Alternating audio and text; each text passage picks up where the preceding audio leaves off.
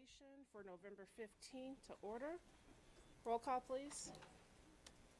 Member Hall. Here. Member Orr. Here. Member Ogalski. Here. Member Carter's here, and Vice President Exum. Here. All right. Are there any additions, corrections, or modifications to tonight's agenda? No. Okay, citizen statement.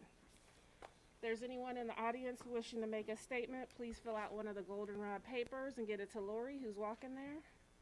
First up, I have Sue Goronet.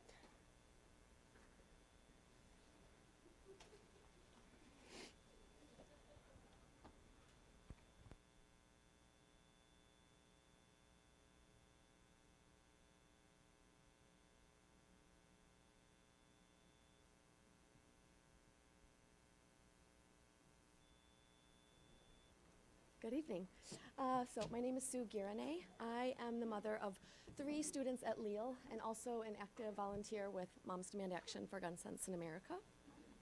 I'm here today to address the board on IASB Resolutions 3 and 5 and to encourage the board to provide the district's parents with educational material for the safe storage of firearms. At the IASB meeting in November, I ask you to support the following things. Resolution 3, lobby legislators to increase the amount of distance firearms dealers can be located near schools from 500 feet to 1,500 feet. And Resolution 5, which is to make sure that the state, rather than the school districts, are paying for improved school safety measures. Also, we're asking for a commitment from the district to include safe storage literature and resources sent home to parents.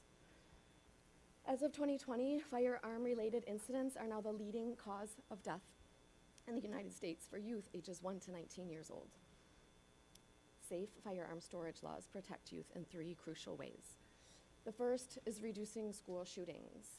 Reducing and removing youth access to firearms is a simple and effective way to prevent school gun violence.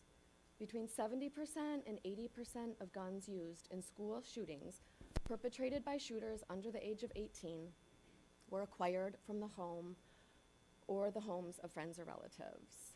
Many students and children have easy access to firearms. An estimated 4.6 million children live in households with at least one loaded and unlocked firearm. And 41% of adolescents in gun-owning households report having easy access to the guns in their homes. The second way is by reducing youth suicide. Suicide is the second leading cause for death for youth between the ages of 10 and 24, and the rates are growing, especially for Black female youths. Safe firearm storage has been shown to reduce suicide risk. One study found that households that locked both firearms and ammunition were associated with a 78% lower risk of self-inflicted firearm injuries and an 85% lower risk of unintentional firearm injuries among children and teens compared to those that locked neither. Ensuring that gun owners are educated to safely store these weapons is critical to protect our youth in these stressful times. The third way is reducing unintentional shootings. Safe storage likewise plays an important role in reducing unintentional shootings. Each year, nearly 350 U.S. children under the age of 18 unintentionally shoot themselves or someone else. The National PTA advocates for safe storage of firearms, including the use of safety locks and other safety devices to prevent youth from obtaining and discharging a gun. We are asking for you to do the same.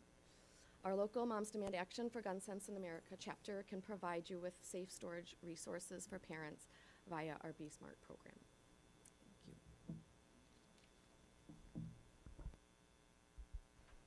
All right, next is Connie Gare, apologize for.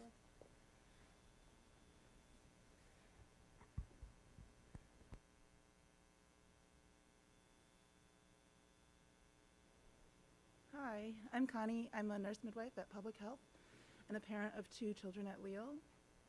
This is about the school moving. One is in the dual language kindergarten program and one is in the monolingual 2nd grade. And I've been really impressed with our educators and grateful for our time at Leal thus far. So you can probably imagine that I would prefer not to send my kids to 2 different schools. I understand that this topic is not on the agenda today and that some of you may have already decided how you will vote, so I hesitate to take up more time, but I'm so filled with anxiety that I'm here now. From what I've gathered from recorded videos and slides, the proposal to combine the DL program was initiated with a focus to improve the Spanish DL program. And then the conversation has shifted now since it encompasses other issues and so many more stakeholders. I've also gathered that this board is deeply committed to creating a more equitable school system.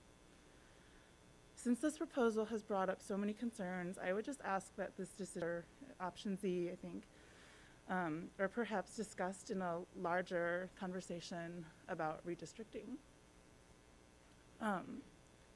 Taking more time to make a decision or having the Spanish DL committee create a more innovative, inclusive solution in a more transparent way is not giving up on addressing the problems that the committee raised at the beginning of the conversation.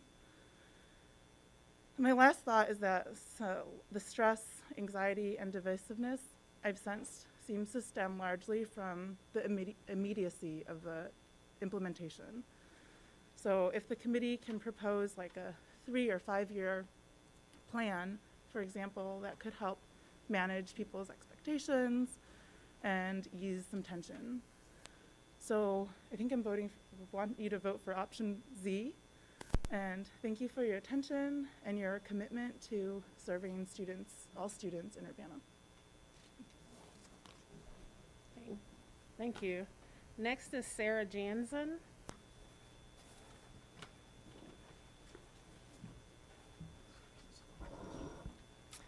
Thanks for having me again. At the last meeting, I pointed out that housing the Spanish dual language program at Lille fails to address the critical needs related to program growth. This week, I want to further expand on that point and raise some related equity issues. As I've studied the problem more, I continue to have a much clearer understanding of the logistical challenges and the implications. So the DL program currently uses 3 to 4 classrooms in each grade. And of course, this number is expected to grow in future years. To facilitate the move to Lille, they will need to combine classrooms at the upper grades, leading to those much larger classes that I mentioned 2 weeks ago. Combining classrooms like this is important. Combining classes like this is an anomaly for the district. They don't do it anywhere else, and it raises serious questions about differential treatment with negative impacts for a really vulnerable population. And specifically, the differential treatment I'm talking about is class sizes. Classes will be 30% bigger than anywhere else in the district. We don't have any evidence on a whole school model, but there is evidence on the importance of class sizes. Evidence suggests large class size differences, specifically 7 to 10 fewer students per classes, the exact same order of magnitude that we're considering here, can have significant long-term effects on student achievement and other meaningful outcomes. These effects seem to be largest when introduced in the earliest grades and for students from less advantaged family backgrounds. This is a big deal. What's becoming clear to me is that a successful and equitable whole school for the Spanish dual language program in this district requires what the administration would call a 4-strand school. That means 4 classrooms per grade. It's the only way to prevent large, overcrowded classrooms. Lille Elementary, on the other hand, is a 3-strand school. It's at least 5 classrooms too small. 5 classrooms. Moreover, if the emergent bilingual population continues growing as rapidly as the trend suggests, the dual language program will even outgrow the district's largest school buildings, which includes DPW, within a few years. In the current strand model, we can accommodate this growth by adding another strand. In the whole school model, the only way to accommodate that growth is a more segregated school that accepts fewer English-speaking lottery applicants. Now, I also want to raise some logistical issues regarding the transition plan for monolingual families. The committee has suggested that monolingual families will have a choice. I expect many to choose Wiley out of locational convenience. Wiley, however, is a 2-strand school with 2 classrooms per grade, and those classrooms are currently at the district average in terms of size. So based on last year's number, at the kindergarten level, Wiley has the capacity to take on 2 students.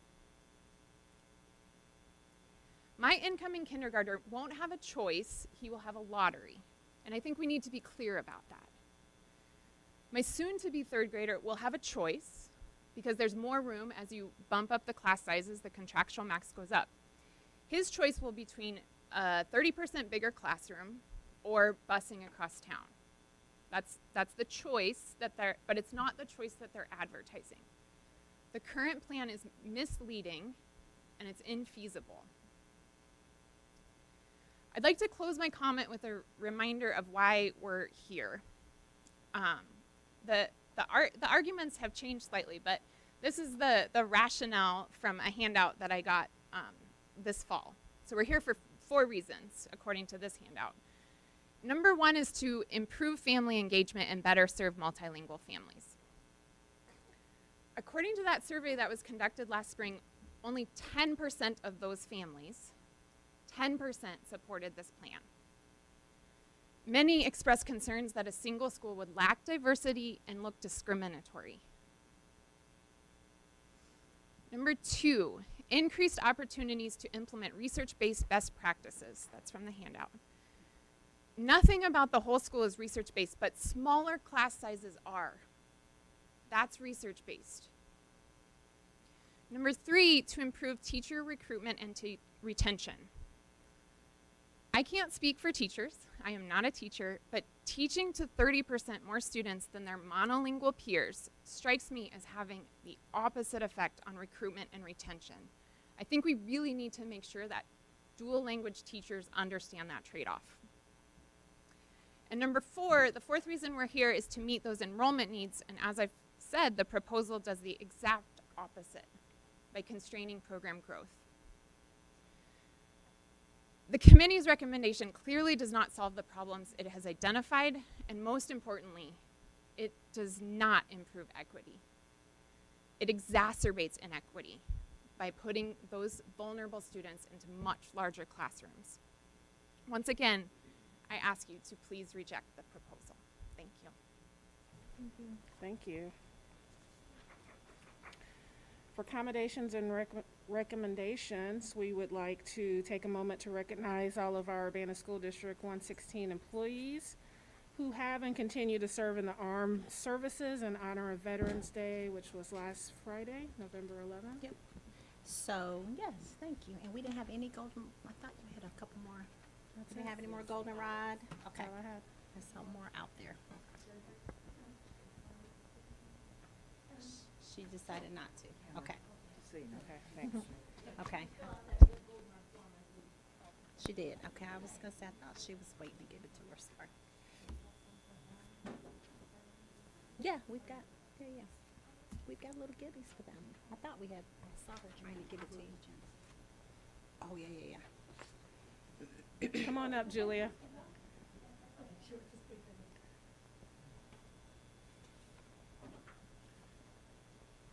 Hi, Julia Hockman. I'm a parent of a 1st grader at Lille.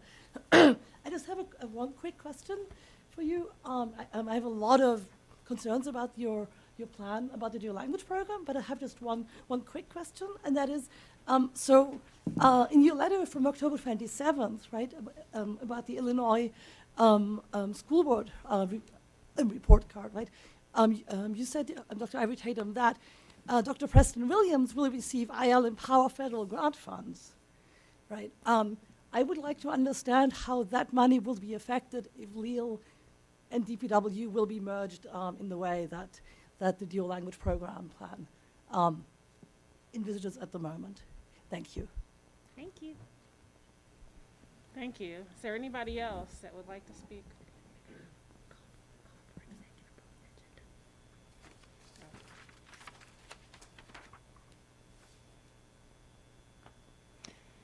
Oh, I forgot to mention there is no call for executive session after the current meeting. May I have approval of the agenda, please? So moved. Second. All in favor, say aye. Aye. Now we'll move on to commendations. Okay. All right, and here now, I forgot my, oh, it's right here. So, we do this every year, and it is something that we really look forward to. And that is recognizing our USD 116 veterans. We have more veterans out there who, than the ones who completed the Google form, but we want to recognize them as well and thank them for their service and sacrifice in whatever branch of service that they've served. But we have several. I will read the names of the people who are not here tonight, and then we'll have the people who are here come up because we have a token of our appreciation. Elizabeth Chin, King School teaching assistant. Her branch of service is the Army, 10 years of service. So let's clap Elizabeth, yay, she's not here. And we will make sure that the people who are not here this evening also get their board token of appreciation. Daniel Lance, UHS, maintenance, Navy, 4 years of service. Patricia McFall, Urbana Middle School, building-based substitute, Army, 3 years of service. Jerry Moreland, Urbana High School, student relations supervisor, Air Force Reserve, 10 years active duty and 10 years reserve duty. So Jerry Moreland. Priscilla Kraut, UMS teacher, Navy, 6 years. Priscilla. Bradley Benner, Thomas Payne, PE teacher, Army, 4 years of service. And last but not least, who is not here in person, but we want to recognize, Nathan Watson, Urbana High School driver education teacher, U.S. Navy, 4 years of service. So the in-person people, Amy, I think you're it. So we had 3, so we're going to recognize our 2 who said they were going to be here, but it is icky outside, so maybe they decided not to come. Lena Davis, Yankee Ridge Elementary, special education resource teacher, Army, 6 years of service, so yay to Lena.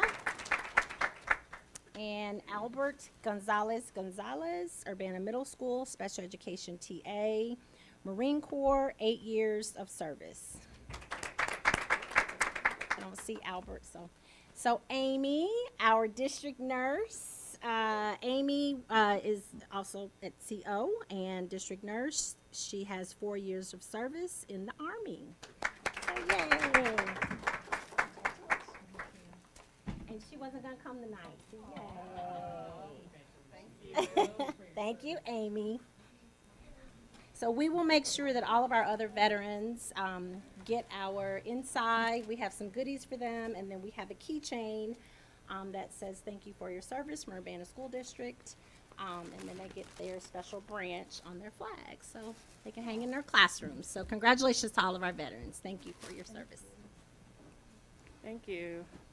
We'd like to thank Anna Seaman from UPTV for running the video this evening. Thank you. Any communication? No? Student ambassador report. Any report? A report? All right. You forgot 7.2. Board recognition. Oh, that is not on these. Oh, you have a different one. 7 point. We're going to do that at superintendent report. Yep. All right. We'll move then to administrator reports. Okay. So first we have Todd Taylor, assistant superintendent, who's going to walk us through the Cunningham shared use agreement. Yes, good evening, board members. So I had provided you in your board packet with a copy of the proposed renewal of the shared use agreement with Cunningham Children's Home for the use of Gerber School space. I had also provided you with a memo on that. I do not have a fancy AV presentation tonight. This is a fairly standard renewal of an agreement that we first entered into in 2015 formally with Cunningham Children's Home. I will tell you, in terms of language, there are almost no changes in the language in the proposed agreement, with the exception of a change in the cost per square foot square footage that we're charged based on consumer price index changes. But at the same time, the net cost to the school district of the agreement is zero, because Gerber is a program for students with disabilities who are considered children in care. Those students would have formerly been called wards of the state or orphans. The cost that we incur for educating those students, including something like a shared use agreement, is reimbursed each year by Illinois State Board of Education at 100% under school code. We do have in the agreement, and we have had the last couple times, if this was ever to change, if the amount of reimbursement that we get for orphans were ever to change below 100%, then the cost of our shared use agreement would be reduced accordingly. The agreement that Cunningham is proposing runs through August 2027, and we do, as an administrative team, support that recommendation. It's my personal recommendation that we approve this agreement as being in the best interests of educating students living at Cunningham Children's Home and attending Gerber School. Happy to answer any questions, and we'll be asking for approval at the December 6th, 2022 board meeting. So we first entered the agreement in 2015, renewed in 2018. It's time to renew again. Okay. That's it. Any questions from board questions? members? And this will be on for The next board meeting. approval at the next board meeting. All right.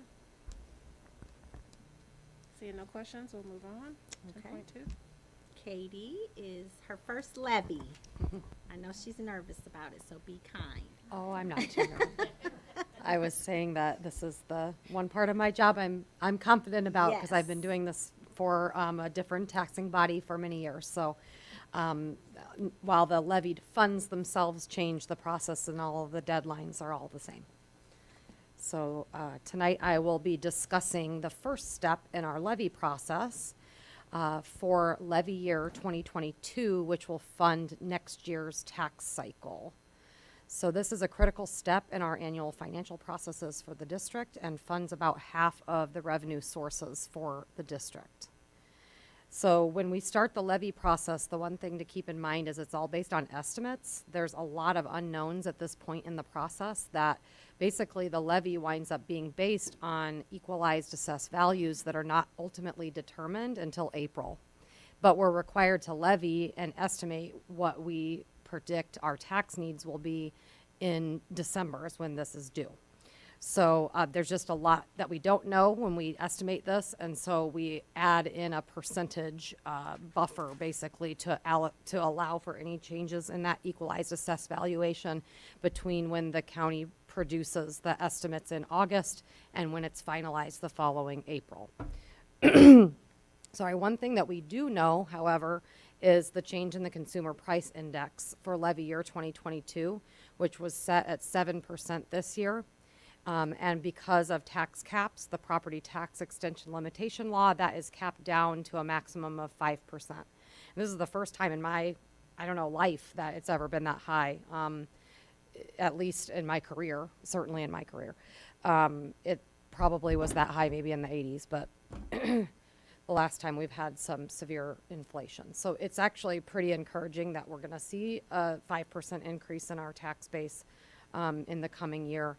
And really the purpose of tax caps was to prevent the tax rate from increasing, or the amount the district receives year to year from increasing more than 5%. So in years when the CPI is higher than that and we get capped at 5, the taxpayers benefit because it limits the growth of the taxing bodies. In years of decline of equalized assessed value, the stability of the tax base remains, but it drives up the rates that the remaining taxpayers pay. So anyway, back to my script. Sorry about that. I like tax levy stuff. Ultimately, the amount year to year that we receive is all based on the change in the consumer price index. So it's not based on property tax rates.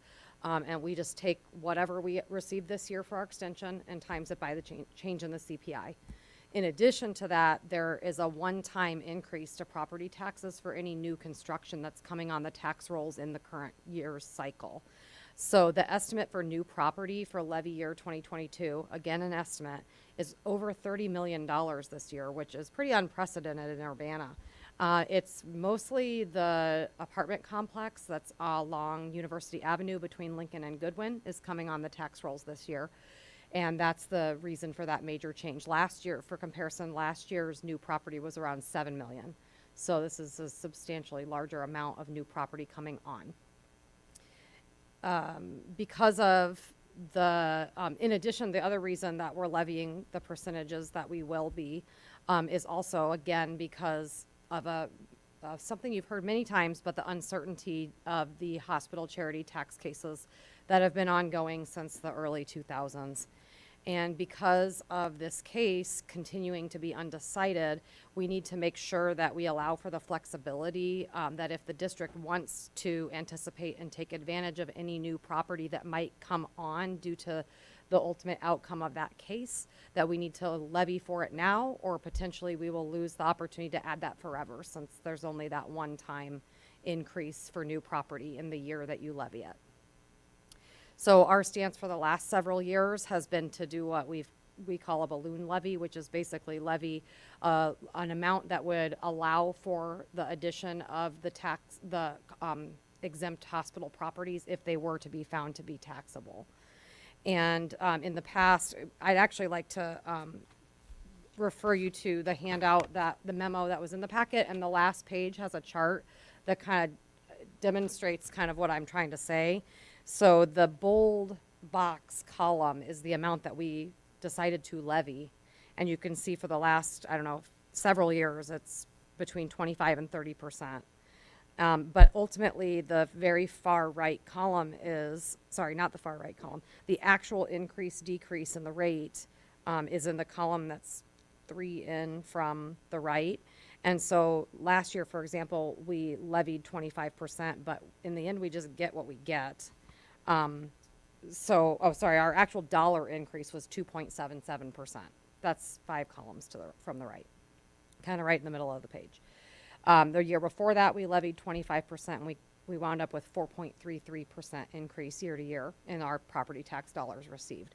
So again, like the amount we actually get is all just based on a formula that's applied based on tax caps. And so no matter how much we levied, even if we levied 150%, we would have only gotten 2.77% or whatever the tax caps allows for.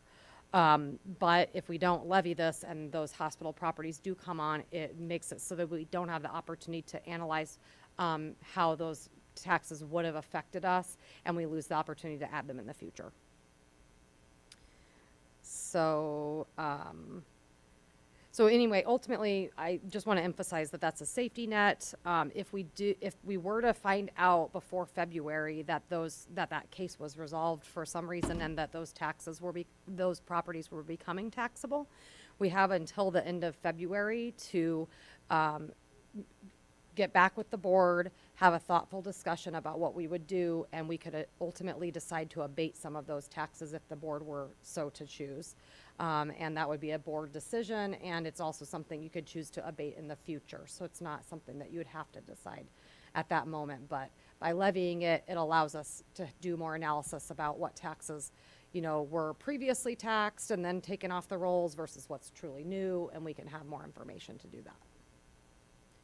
So ultimately tonight I am asking for the board, and I'm recommending that the board accept the proposed tax levy because we're required to do this.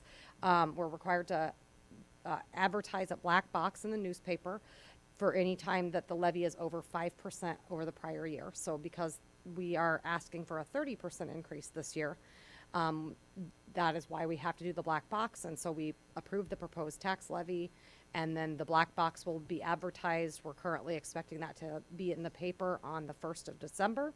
Then we will come back on December 13th for a public hearing regarding the tax levy and approval of the resolution, which is the tax levy that will be filed with the county clerk. And ultimately, the takeaway that I just want all the board members to take away from tonight is when that black box runs, sometimes it can be a little alarming because people think that it says 30% and that means their taxes are going up 30%. But that's not actually true. That may mean that our taxing body may wind up receiving 30% more taxes, but the taxpayers' actual bills themselves are capped at the change in the CPI. So I just want that to be understood, and that ultimately there's just a lot of estimates and unknowns in this process, and we're safeguarding the district's future by doing this process the way that we have been. So tonight, the levy is around $51 million, and the timeline is outlined in the memo. I'm happy to answer any questions you may have. I know many of the board members here tonight have had Carol's discussion presented in a similar way in the past, and so hopefully she's answered a lot of these questions before, but in the future, I hope, you know, with any new board members, I'll be able to explain it just as well as she did. All right. Board members, any questions?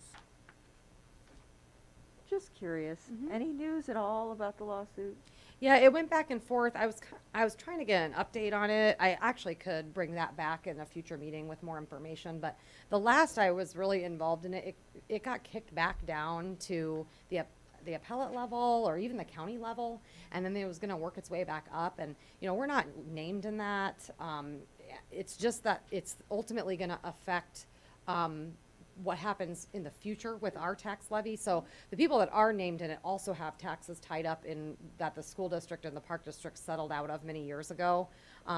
But the cases ultimately will shed light on how hospitals are taxed, not just Carl, but also the Presence Complex as well. So I don't know the exact status, but I can find out and let you know.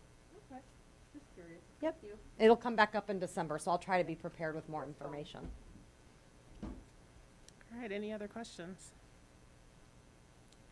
All right, seeing none, we'll move on to 10.3, administrative salaries.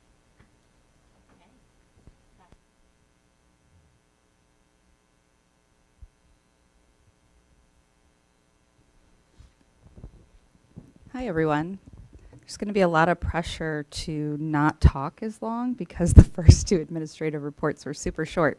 And I passed out a presentation with like 40 slides. So I will try to respect everyone's time, especially administrators that are here that came to just be in the audience today. So thank you for giving up an evening of your time. So I was tasked to talk about administrative salaries just because there seems to be like still some questions about it. So my job is to answer those questions and hopefully proactively anticipate what future questions there may be. So here we go. So for those of you watching at home and maybe, or just here and say, you know, why are we talking about administrative salaries? So board members have raised questions in the past year regarding the amount administrators are paid in the Urbana School District, and that has to be coming from somewhere. So I don't know if it's coming from community members that are talking to them, from teachers that are talking to them, or it's just their own observations, but that has been some raised questions. And so although our department, the HR department, is responding to all questions with transparency, there are still questions that come up. So we're hoping that tonight it'll provide the board and community with necessary information moving forward. So a timeline of events. Kind of going to go over briefly a year worth of events. So late October of 2021, the Illinois report card data was released. This is an annual thing. And that is something that when it happens, it's not necessarily eventful in a lot of school districts. And it seemed to be, it drew a lot of attention regarding administrators in our district, which is fine. And I think that I understand why. So board member Olgalski, in full transparency, emailed and asked about some of the administrative salaries and just kind of noticed, and he's a math guy, like how things just looked a little out of whack. And they were.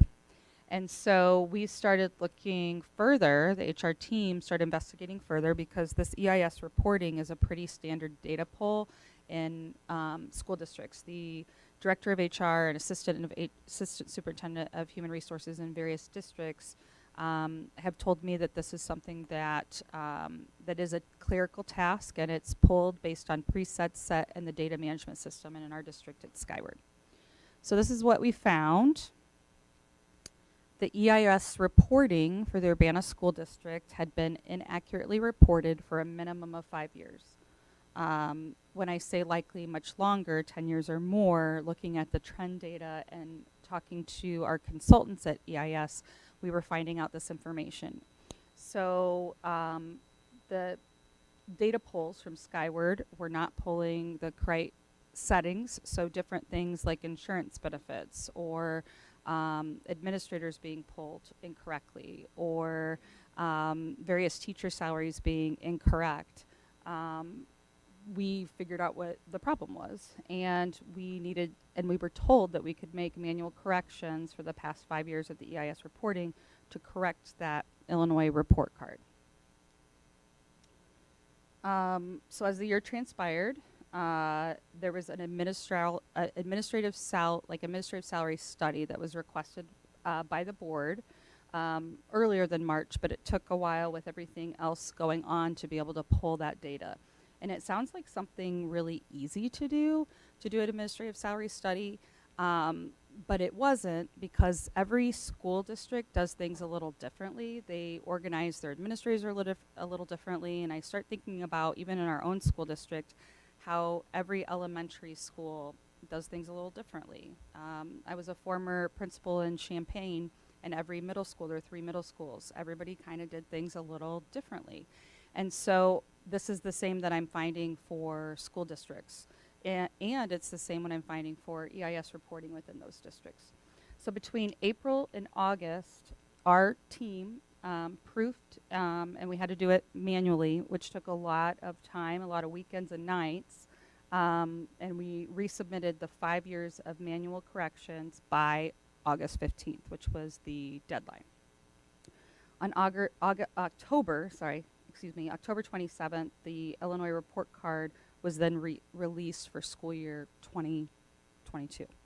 And then on our board meeting a couple weeks ago on November 1st, Member Hazanaka had requested some more information, kind of wanted to talk about administrator salaries and the number of administrators. And so during that presentation, it was a presentation by Assistant Superintendent Mrs. Norton, and it was really talking about our crisis regarding student achievement, graduation rate, attendance, and so on. And I was not prepared to talk about administrative salaries during that time because it wasn't necessarily the focus of the meeting. So since November 1st, this has been what we've been doing in HR. And so throughout this whole last year, Brenda Umick is a principal consultant at the Illinois State Board of Education regarding the EIS reporting. She is somebody that we worked with all year on correcting our data, finding out what was wrong with our data, finding out the presets that need to be set. Because she's pretty important in the EIS reporting, it takes time to schedule those those conference calls with her and opportunities for her to review what we're doing. So it took a little time this past couple weeks to be able to set a time with her, but we did speak with her.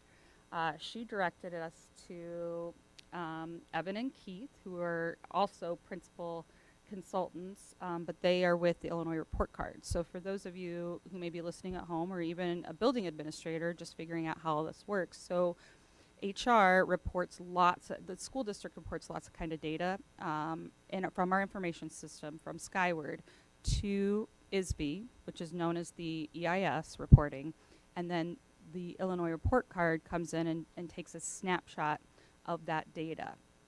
And so when they do that, we don't know exactly what they're pulling. It's all based on various number codes.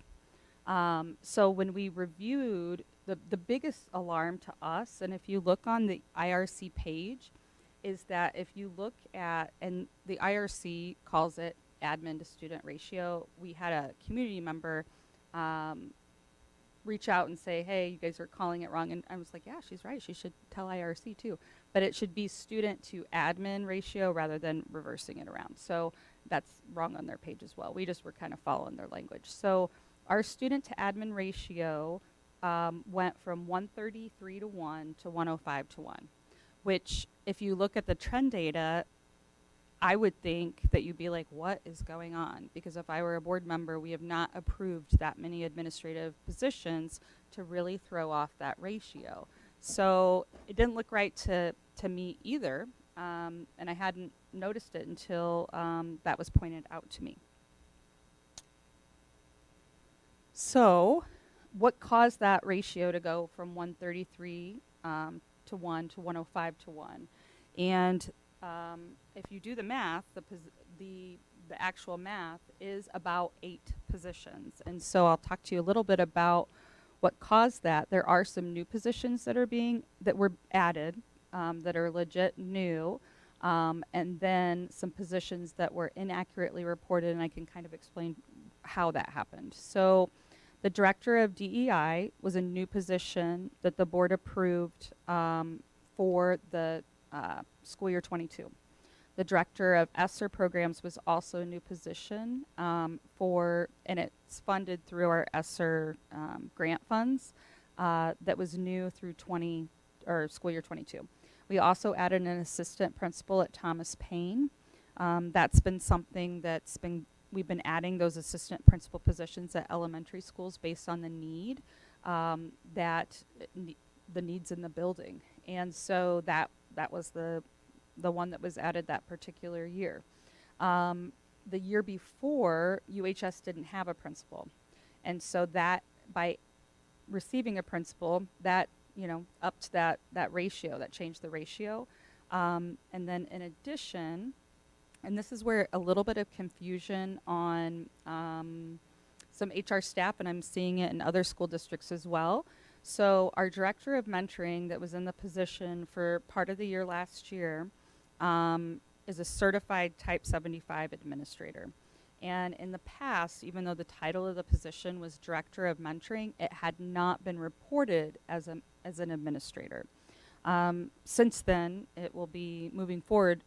Dr. Ivor Tatum changed the position anyway, moving it from administrative to coordinator, and so that won't reflect next year. But that was one of the positions that was reflected as administrative. In addition to student interventionist, and the student interventionist is a fancy word for dean of students, a disciplinarian. And what the issue is with that, one of the choices that you can pick when you're entering in staff members is dean of students Type 75 certification.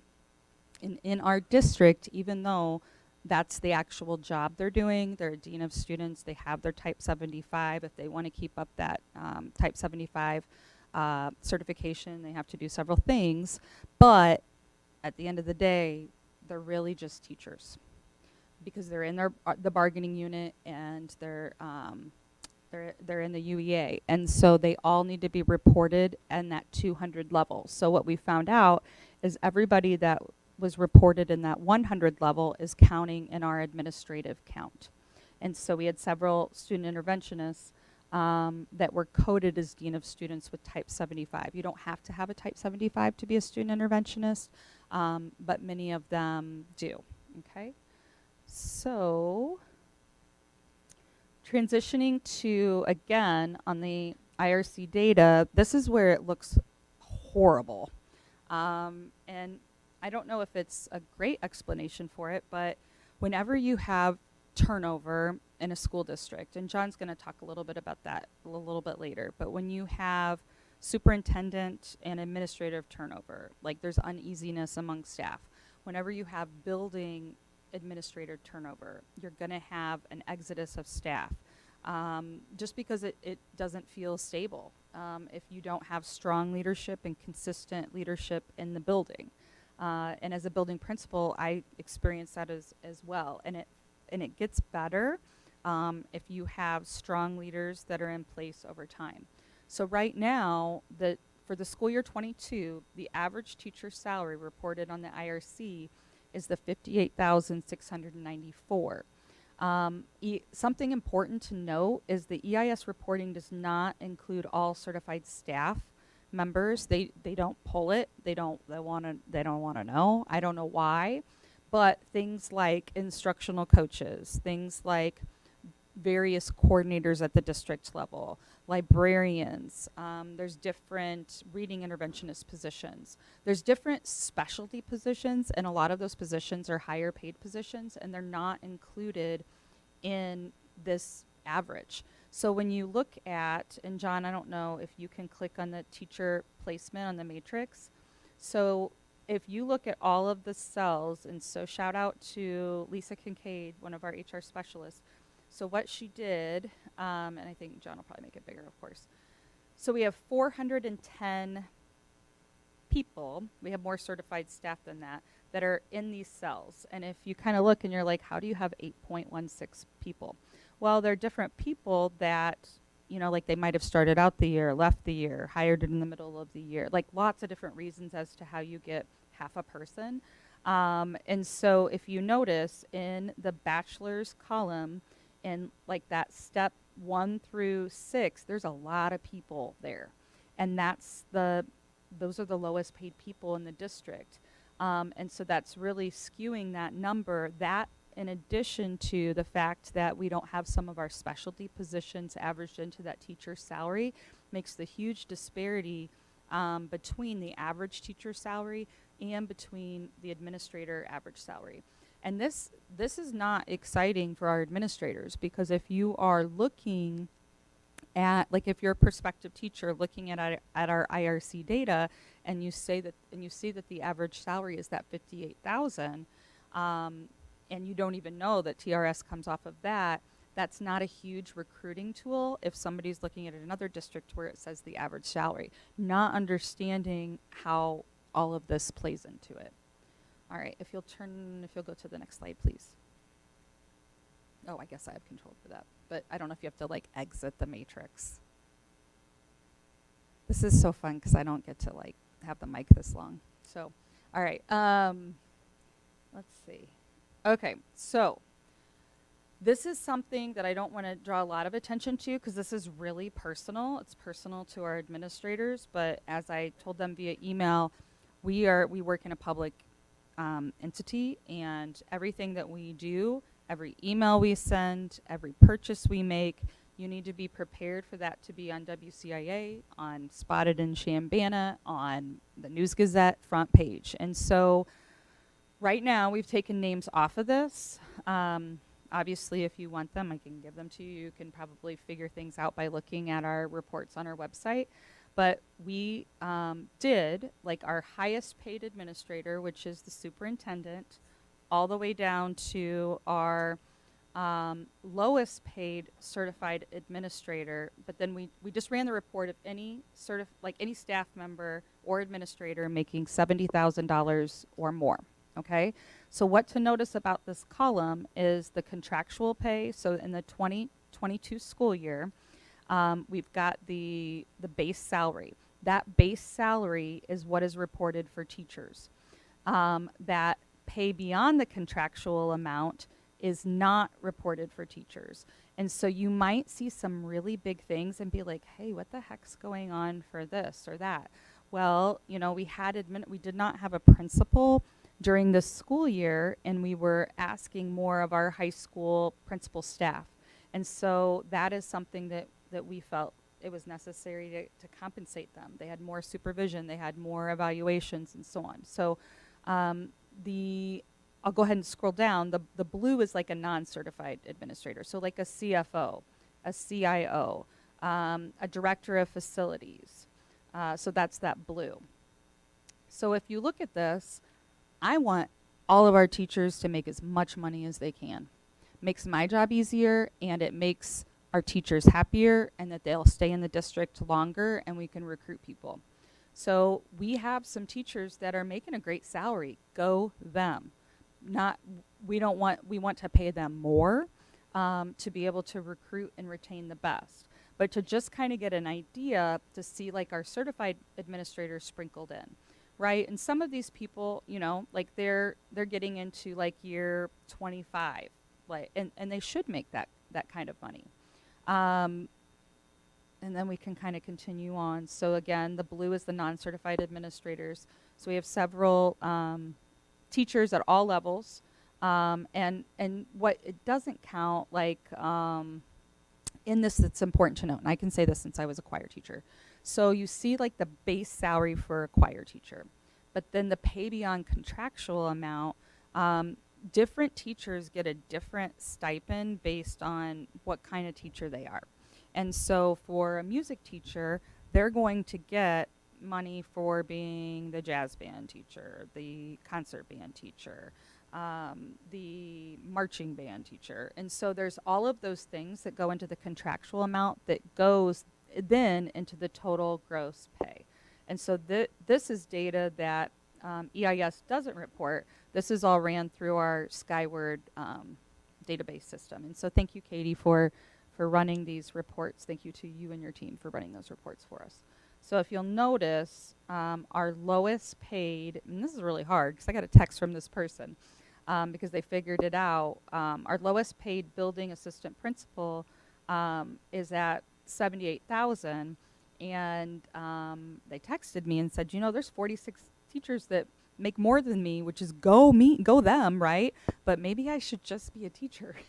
And so that's like that's the thing, that's the conversations that are happening right now.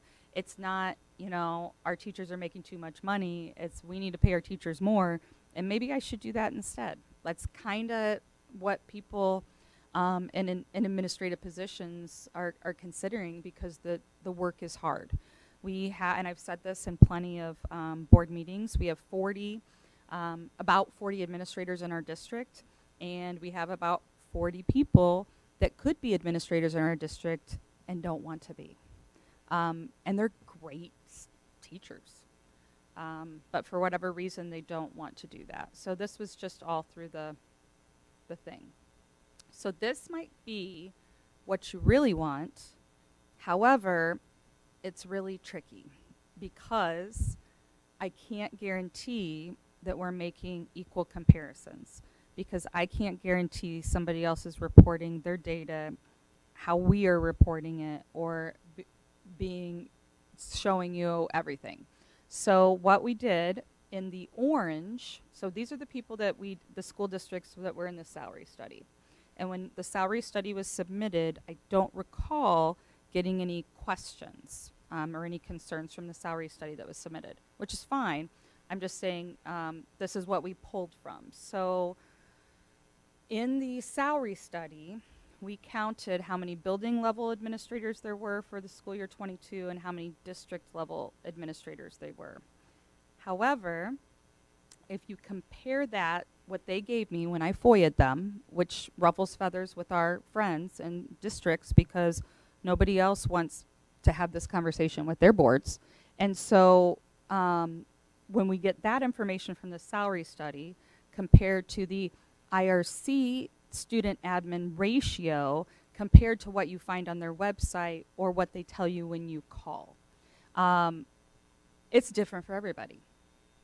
So if you can make sense of this, this would be a great doctoral project actually. So the asterisk shows that that's what they reported to me last year. If there's no asterisk, it's just because I know it's right. So like Champaign Unit 4, shout out to our friends in HR over there. They have worked very well to help us give a true comparison. And so I'm very confident about those numbers. And the asterisks after the Peoria Public Schools are not there because they were not included in the salary study. We just threw them in because it's a similar demographic compared to Urbana. So what we do know is that both Urbana and Champaign in our numbers are including certified and non-certified admin. Other districts may report or not report them. They may report them on their website. They may not report them on their website. They may report different things to IRC. They may over-report. They may under-report. And there's really no way to tell. Like when I look at the IRC report card, it doesn't say who the administrators are. It doesn't say what administrators there are. It just gives that ratio. So it makes it difficult to make sure that we're comparing like groups. I didn't want to say to apples because I feel like it's overused, kind of like transparency. So I'm not going to say apples to apples. So I don't know. I don't know if it's going to help you or not. So some things to note, I feel like, is that we have a large amount of our students are low income. That's why all of our kids, including my kids, they eat breakfast and lunch, and after school they get dinner in our schools, which is fantastic to be able to provide that for all of our students. We have a high percentage of students with IEPs. We have a high percentage of students that are English language learners, which we're really proud of and we want to celebrate, but that requires more support, more teacher support, more administrative support. The licensed staff positions in that fourth column from the end, those numbers are not certified staff positions. So we've got 100 more certified licensed staff positions, but those are the positions that are reported to IRC. So the 100 that's like missing are instructional coaches, librarians, various coordinator positions, various specialty positions in the district that are UEA positions, but the state doesn't want them, and so nobody reports them. And then we've got those ratios. And of course ours looks horrible because it's 105 to 1, and last year it was 133 to 1, and so on. So those are the numbers that we can tell from the website, which are different from the salary study that I FOIA'd, which is different from what's reported to IRC. So the big learning thing in this is that, I don't know, like we all got to get our stuff together. It's not just us. Okay, so here's our organizational chart, which is really tiny to read, but we want to get it on one slide. You have a separate copy that's on one page, board members, if you want to be able to look. But this is kind of how things work, where the citizens of Urbana elect the school board selects the superintendent, and then the superintendent has members on her executive team. Hopefully there's not like some random person hiding in here. And so we've got, something fell down or something. So we've got all of these members of the exec team, that's all who's sitting here. Something that could potentially be misleading is that just because something says systems administrator or recruitment and retention coordinator or sub coordinator, I mean, some of these positions that are on here make less than $20 an hour. So just because they're on the organizational chart and that they have a fancy title doesn't mean that they are recognized financially for their work. But they are on here to see who's in what department. I don't know if that's helpful or not. Okay, so John Gutzmer likes to spend his weekends looking at data in Skyward and pulling things together, and that's just the kind of person he is. And so he put some things in that I'm going to let him talk about because that's just your thing. So John, and then we'll transition back to me. Okay.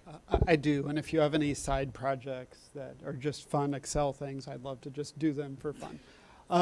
And I will say anecdotally, having been in other school districts, it's fairly easy if you want to make your administrative load look lower. It's easy to have a couple administrators and then like 10 coordinators instead of having 4 administrators. And so I think that's a lot of what a lot of the differences are. This slide, all of the table of administrative salaries, this breaks it down into kind of a histogram of where those fall in kind of the salary continuum. So what this shows is, first of all, it's kind of a nice smooth transition from experienced teachers to new and experienced administrators, which is good because it's not a hard break where there's a disparate set of salaries between people. What it also shows is that a lot of our experienced teachers are becoming new and experienced administrators. I'm looking out in the audience, thanks for being here. Like, how many of you guys were certified teachers at one point? I think almost all of them, so a lot of hands from the audience. So I appreciate them making the transition, because it does make a big difference to kids to have experienced administrators in the district. So this next slide is going over the last 10 years of where teachers are in the salary schedule. Angie, again, showed the salary schedule as kind of a table of where people were in the individual cells. This shows where a histogram of kind of where everybody is in all of the cells. And over the past 10 years, there have been some changes to this, but this shows that the majority of our staff, more than 50% of our staff, are in step 8 or lower, which means we have a lot of new staff. We have a lot of people coming in. We try to work people over here, and HR is always working to do as good a job of retention in the district as we can. And to that end, one of the ways that the salary schedule has been structured is that the step-on-step increases from year to year jump up at about year 8 so that we can promote longevity in the district, and that we can have, once people hit that step 8, they start to realize some bigger salaries, and there's more of an incentive for them to stay in the district to keep that experience in Urbana and to continue with us in the future. John, sorry to interrupt the last slide. What is on the y-axis? What are those numbers? On the y-axis is the number of people who are at those individual steps. Okay. So this is step 0 is a brand new teacher coming in. And this is step 30, which is where our current salary schedule maxes out. And this is over the past 10 years, on average, how many people were at those individual steps. And I'm glad you asked that, because I'll come back to this in just a second. So we would love to get more people kind of past that 8-year section into where they start making the bigger gains in the salary schedule. Unfortunately, some things have happened over the past 8 or so years. So this is a 3-year average of that same graph from years, from school year 15. So that would be from 2014 until May of 2017. So for those 3 school years, this is what our graph looked like. The next year, we had some administrative changes and some changes in the district. As you can see, for the years SY 18 through 21, we lost a lot of our more experienced senior staff and dropped a lot of staff there. And we picked up a lot of staff, new staff coming in, because obviously we had to replace those staff who were exiting the district. Also, as a brief aside, as Angie mentioned, a lot of people are able to get some additional stipends, pick up a Scholastic Bowl or jazz band. A lot of that happens once you get kind of past that first 10 years, in my experience. There's not a lot of the first, second, third year teachers doing student council. They usually start that a little bit further into their career. So the next slide, this purple line, this is the past 3 years, including this current year.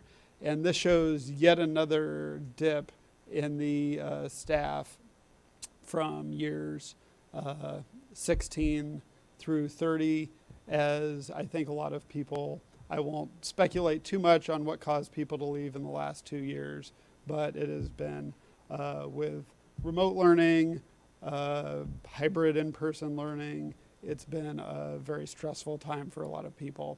And again, as that's happened, we've had another increase in the number of new teachers coming into the district. So every time the graph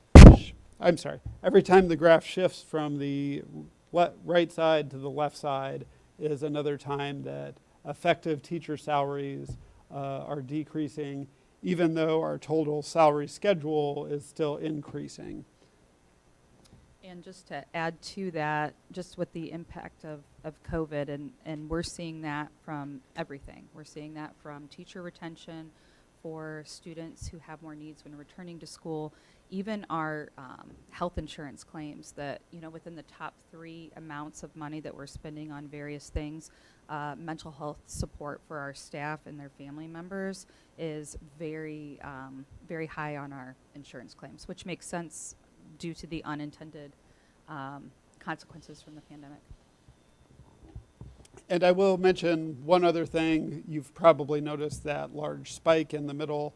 Our current salary schedule for bachelors and bachelors plus 15 maxes out at step 15. So a lot of those are the people who've maxed out at step 15. I think it's bachelors plus 30. They can start to move past step 15 again. So again, for whatever reason, those are staff that haven't gotten enough continuing ed or been in a degree-seeking program, and we'd love to encourage our staff to continue on in their careers, to perfect their craft and be better teachers. Again, it's been very tough, I think, for a lot of people this past 3 years to want to do one other thing, want to go back and get continuing ed or to get an additional degree. This last slide just includes back that blue line as the average over the past 10 years, and you can kind of see where everything's fallen in with the average. And I will turn it back to Angie. All right. So, again, working with our friends across the street, even though we're Team Urbana Champaign, they have been very helpful. And we wanted to be able to look at position to position. One of the benefits of several of our administrators that have worked in both districts, we are able to pair up position to position and look at that base salary. Obviously, this does not include any fringe benefits for either superintendent, but the base salary right there is significantly lower. And the fringe benefits that are available for superintendents across the state are pretty unbelievable. I'll just leave it at that. So we've got assistant superintendents, we've got the high school principal, we've got our assistant high school principals, we've got the principal at the middle school, and then I guess I have to click. Again, these are comparisons, and then just average, and then we took off the TRS, and actually it should go up to 10% because that's where it's closer to now. So the exercise in doing this is Dr. Avery Tatum and I acknowledged right away when we came in that potentially some administrators had been placed higher than what we would have placed them at. And that happens. What I'm seeing, and I've talked to a former superintendent for our district today, just to be able to get that history of like, how was this decision made or why was this decision made?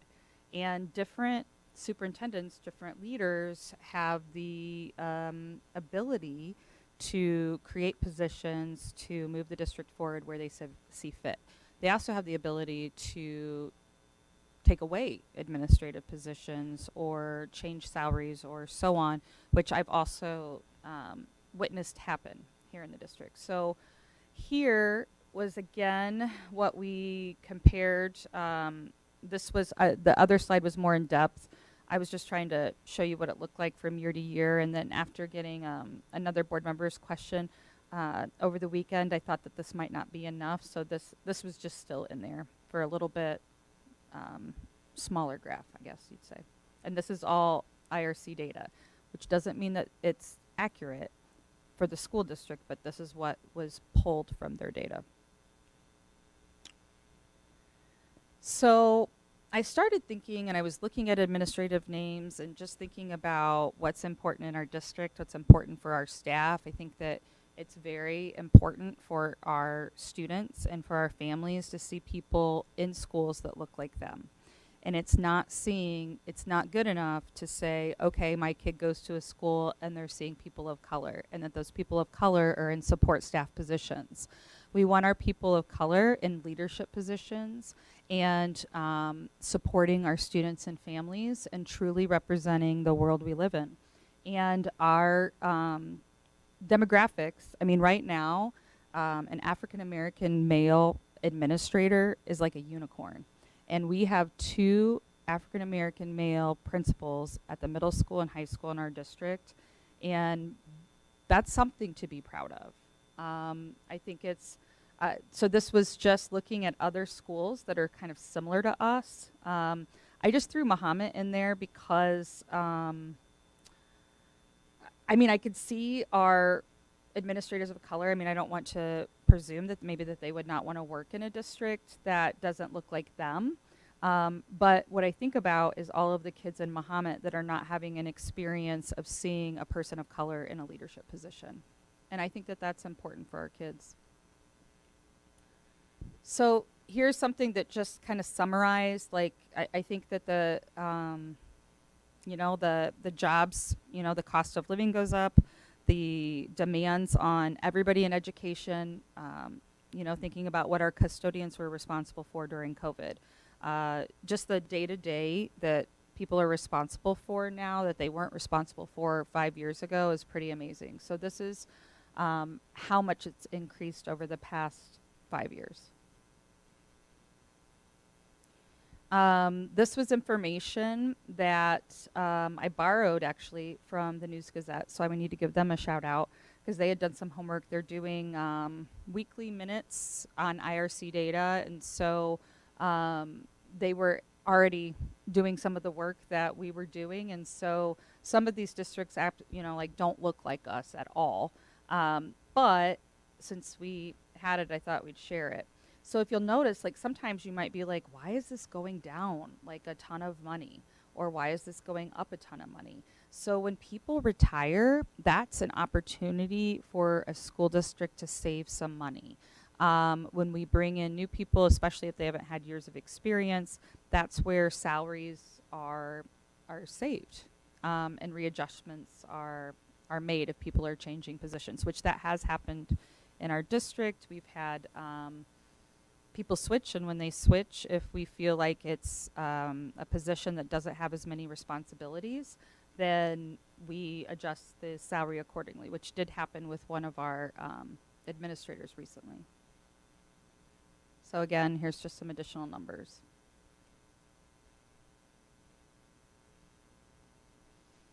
So final thoughts, and then we'll talk about any questions that you have. I'll try to answer.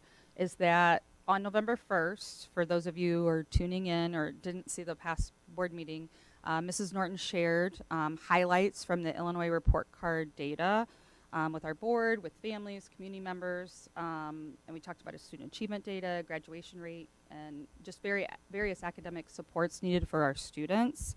I'll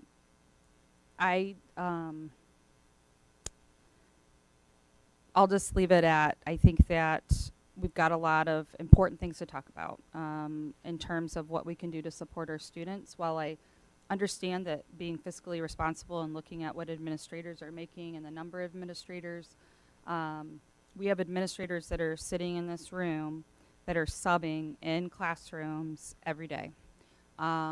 We have, you know, when we ask our teachers to sub, you know, they can make anywhere between $30 and $55 for covering something depending on what the CBA says. And we have our administrators that are doing it on a daily basis, and because they do not have a UEA, it is other duties as assigned. It's not something that I feel good about because their work continues into the evening. They're not able to sub during their prep period, during their lunch. They don't get those things.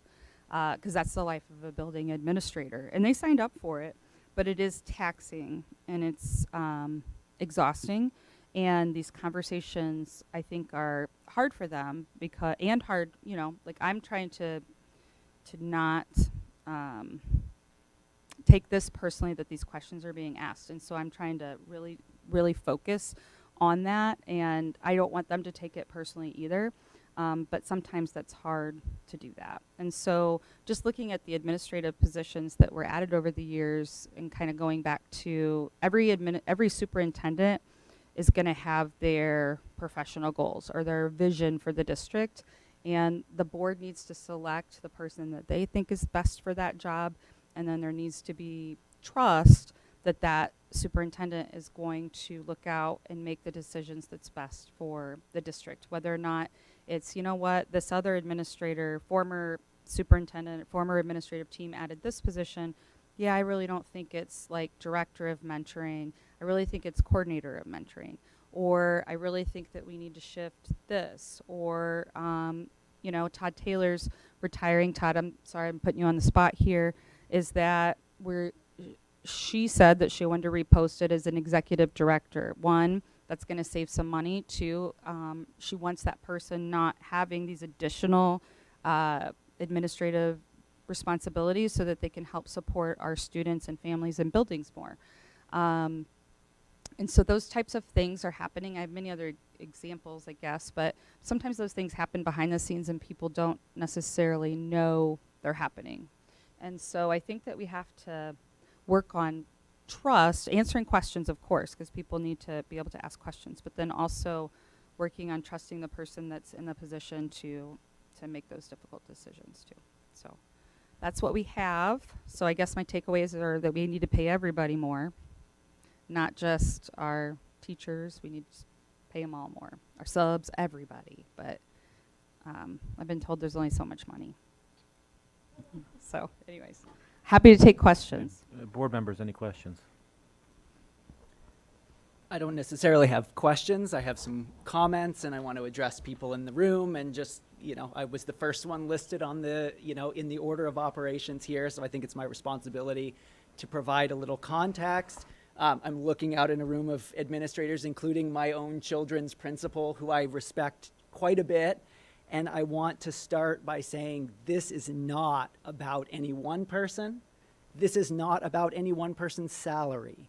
The questions are important to ask because it is our job to ask them. We are elected to respect the fiscal, we have to protect the district assets, right? So we have to understand where are the decisions being made and how can we best make sure that we're supporting or not supporting those types of things. And the report card, unfortunately, for better or for worse, is our outward-facing data. And much like John, we clearly spend our weekends doing similar things. Combing data is, you know, my favorite pastime as well. So that's where this all started. So I came onto the board, asked a very unpleasant question, I'm sure, to a room filled with people who it affected. I would be off-put if someone came after my salary, although it is public, so anyone can see that as well. So I respect the fact that it is uncomfortable to have these conversations, but I think it's our responsibility to do that. And what we uncovered by me asking that question, first of all, it was brought to me by a number of constituents. So it wasn't just that I'm interested in knowing what everybody makes. It brings me no joy, really, to understand any of that. But there were two anomalies in the data that were really problematic to see, particularly when you're going into a year where we're going to be negotiating with teachers. And those two problematic data points were our administrator average was well above the state, and our teacher average was well below the state. So you look at those two pieces of data, particularly as a new board member, and you say, where are our district priorities? What are we doing? I went to Angie right away. I said, hey, this is a thing that I'm seeing. How can we figure this out? Things were uncovered. Apparently there were data errors, all of those kinds of things. But at the end of the day, that's what our constituents are seeing. That was what I was seeing. It was something that we need to understand. So, you know, my first point is I don't think we're, like the business of answering these questions is not about understanding what Jennifer makes or what you make or what any one of our principals makes. It's when we look on average, Urbana schools are doing certain things relative to the state average. Why do we show up as well above average in this? And then, you know, in the closing thoughts, you know, this is actually super important. I disagree slightly with the fact that admin salaries and positions are at odds with what we were talking about last week, because the administrators are responsible for those things, right? You are the people who are hired by this district to make sure our kids are doing what we want, and we trust in the admin to do those things. But at the end of the day, who are we holding responsible we have to hold administrators responsible for these things, right?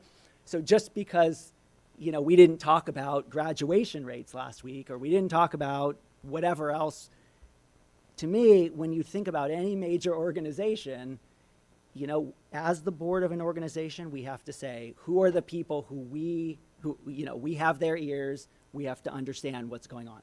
So that's all sort of backdrop to why I asked the questions I did. And to me, at the core, it's about efficiency, organizational efficiency. So that ratio, I think, is the most important data point. It's useful to see how that ratio is created. But over time, looking at a trend where you see that ratio dropping and dropping and dropping does introduce a question of why. And so I still have that question a little bit of why us, and the apples to apples things, even though we don't want to say that. I'm not sure how much I understand why our data are fundamentally different from other data, right? So if we have stipends that are showing, but others don't, and we have our TRS and they don't, it's difficult for me to understand the usefulness of the report card if there are no systematic things happening. So I guess who's responsible, right, for making sure those data are pulled from year to year in the right place? So I'll pause there for a minute because I'm sure some of my other colleagues have some things to say, and I may have some questions that still come up. I just want to say one thing, and that's, it is not a sign of distrust that board members ask questions. I think we as a board, in general, maybe in comparison to other boards, I think show a lot of trust in administration. But just because we have to sometimes ask uncomfortable questions does not mean we distrust administration. And I totally agree. I think that what's important is how the question is asked and what the intent and tone. And just to be respectful of how we do that. Just like we want our teachers to respect our students and our family members. We just all, I think, want to be respected. Absolutely. Yep. Anyone else? I'd just like to say thank you, Angie, because I know that this was a lot of information that you and your team gathered in a very short amount of time, really, unless you've been working on this for a while. I mean, so I say thank you because on top of all the other work that you do, this is great, all of this information that you found. I really appreciate it, and I'm happy that we found some of the mistakes in there, and hopefully they'll be clarified for the future. So thank you.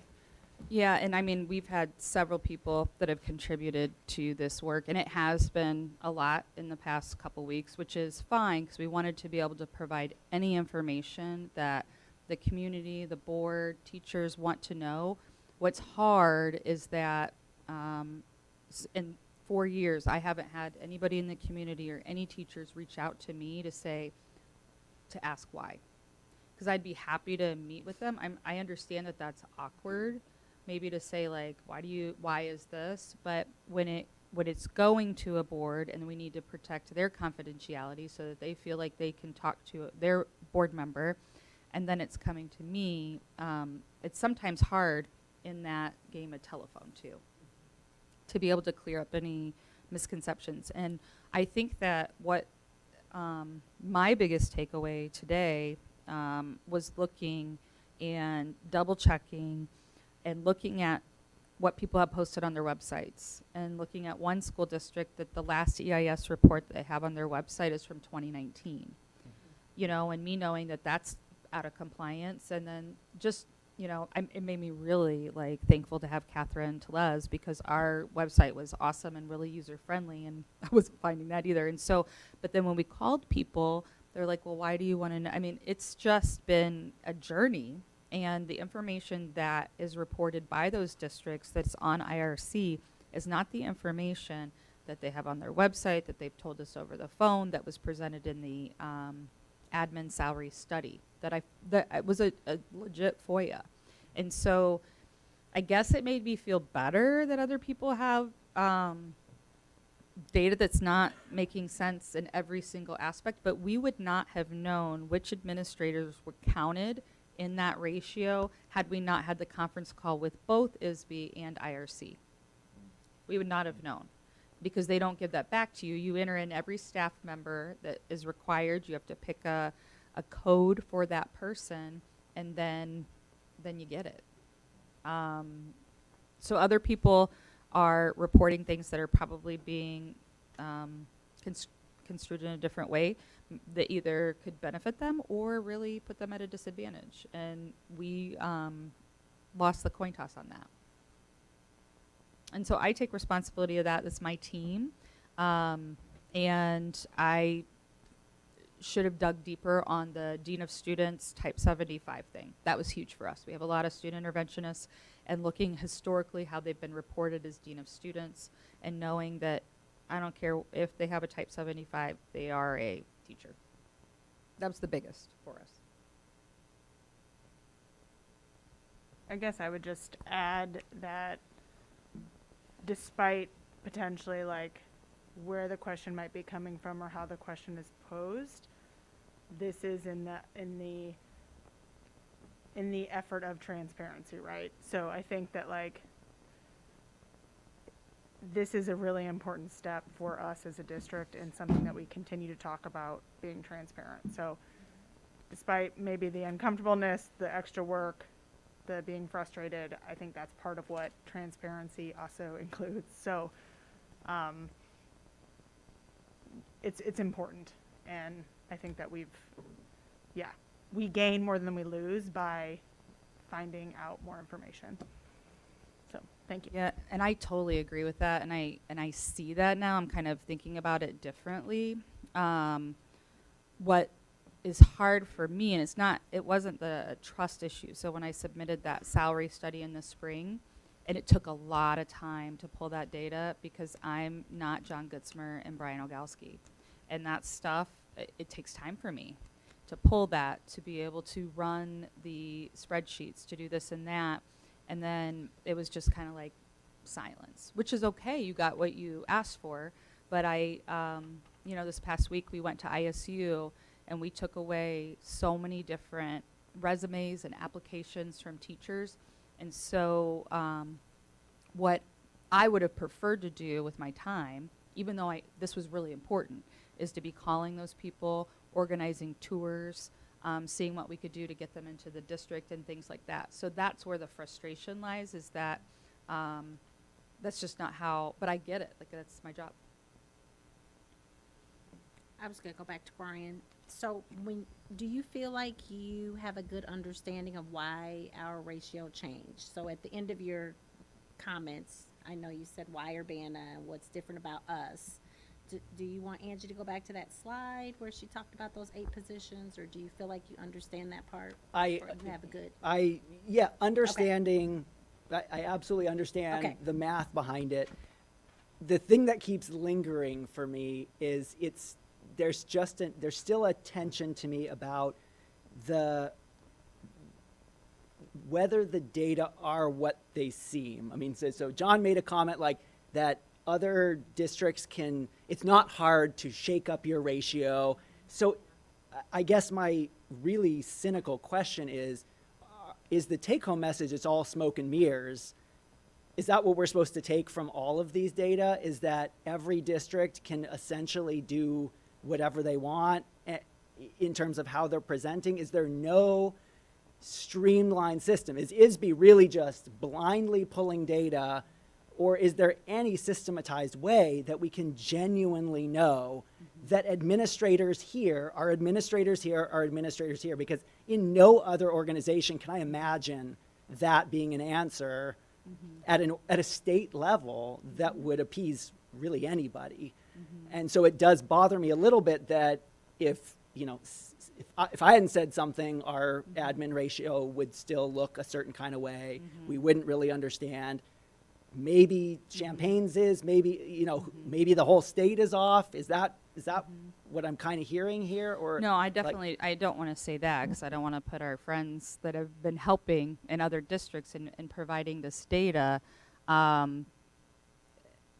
I don't know. I just know that all of those different data points don't equal the math that was on the Illinois report card. And that's all I can say. So I mean, we have to enter in each person. We have to pick a position code for them. It gets tricky. We have reading interventionists. We have student interventionists. The student interventionists are really the dean of students. So that's how people, it's just, everybody thinks of their staff in different ways. When I was looking, I mean, I was talking to somebody on our executive team who has a family member that is an administrator in a different district, and their position title is coordinator. So every district does things a little differently. You know, when I was talking to a former superintendent today that talked about and gave me some history, and it was really enlightening to me. I'm like, oh, so that was an initiative with this leader, that was an initiative with this leader, and different things come and go. And for those of you who've been on the board a long time, you know, like if I started giving the examples that were given to me, that would be really apparent. And I think as people change and move and retire or take a different position, that's a time where people are, where the superintendent or other administrators are making the decisions to reorganize. And those conversations are happening. I guess they're just not happening like this because things haven't been decided. You know, like with, there were some questions about, for example, I got a question from a board member last night saying, you know, why are there 2 co-directors for ASCCP? And while I thought I talked to that a little bit when we did the admin personnel thing, like in the little blurb, I didn't like share the math of, hey, we had this person that retired, they made this amount of money. We're not going to have to, like, site coordinators are paid like, you know, 17, 18 bucks an hour. We're going to be able to absorb that because this person's going to be able, I don't say all those things in the administrative personnel because when you talk about somebody's money, it's a little awkward, right? Yeah, so those are things that are happening behind the scenes that we're doing about, like, regarding math that aren't necessarily shared during those administrative proposals. I got a question saying, you know, why do we have 2 directors? Why do we have a director over multilingual program and now an executive director? And so those were a lot of questions that board members asked behind the scenes, but there could be teachers or whoever asking board members, why is this happening? Well, really, it's kind of like a 1.5 over our multilingual programming, which has expanded a ton. You know, there's some history about when Joe was principal and then we didn't have anybody. He was supposed to be able to do that secondary, and you can't, those are 2 different jobs. Like, to be able to do a principal of Urbana Middle School and still support secondary multilingual programming is really hard. But we made the choice, and I'm just gonna go out on a limb that he's gonna be okay with me saying this. So when Joe, you know, transitioned from principal to executive director, he took a pretty healthy pay cut. And we felt like that was the right thing. We felt like the responsibilities of that building administrator, and we had an equation as to how we did that, and that was like, okay, this is what it is.